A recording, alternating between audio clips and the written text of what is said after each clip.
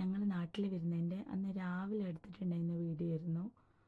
രാവിലെ ഒരു 8 മണിയൊക്കെ കാണും. നല്ല മഞ്ഞും കാര്യങ്ങളും ലാസ്റ്റായിട്ട് കാണാൻ ഇതുകൊണ്ട് എന്താ അറിയില്ല, വല്ലാത്തൊരു ഭംഗിയായിരുന്നു അവിടെ കാണുമ്പോൾ.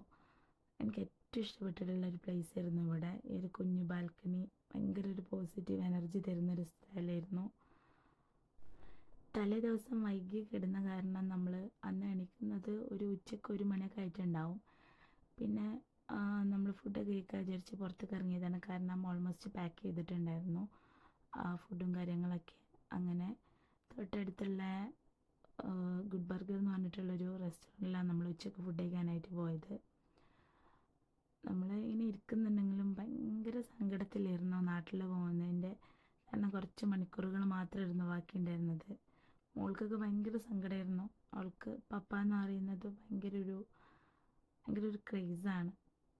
സായി ആണെങ്കിലും ഭയങ്കര സങ്കടത്തിലായിരിക്കും. കാരണം അവനക്കറിയില്ല, ഒരു വയസ്സാണ്, എന്നാലും ഭയങ്കര സങ്കടമായിരുന്നു. അങ്ങനെ ഫുഡ് എത്തി, നമ്മൾ ഫുഡൊക്കെ കഴിച്ചു.